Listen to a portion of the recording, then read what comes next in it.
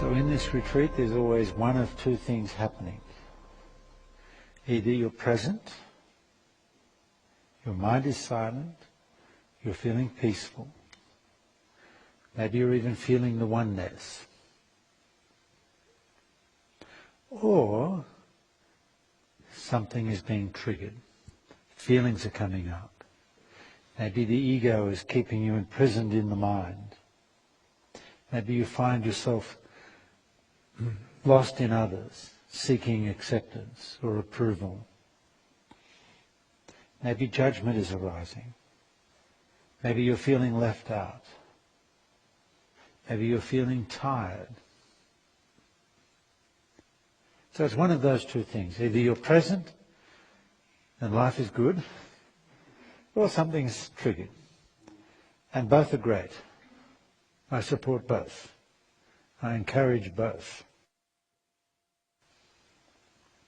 But if something is being triggered, then the question is how to be with that. The answer is be present with whatever is arising. Bring it to consciousness.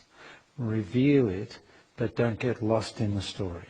It's important to realize that there is a huge distinction between when you're truly present, awakened presence, and when you're in the mind and the ego. It's like night and day.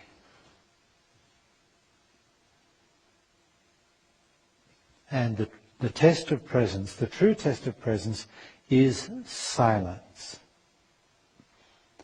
Your mind is silent. And you feel very present with what is here. You're nowhere else. You're just here. There's nothing missing. There's no problem. You're just here enjoying the moment. Feeling whole and complete within yourself in this moment. That's presence. The mind is silent. Everything else is the mind and ego. Everything else is your story. Your story with all its feelings, with all the limitations, with all the pain, with all the hope.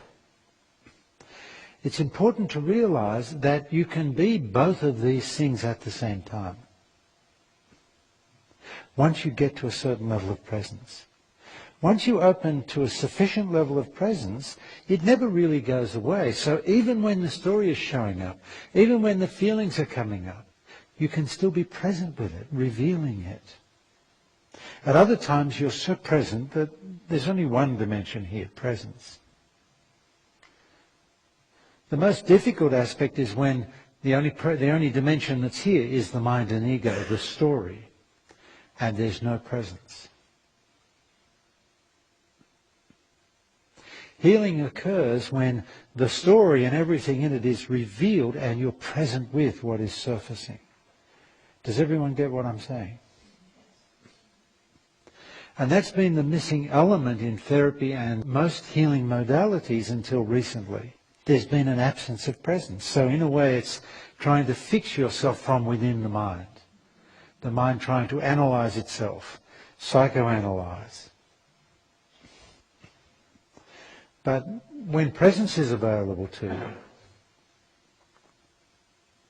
you're here witnessing, revealing whatever is showing up. But you're not that.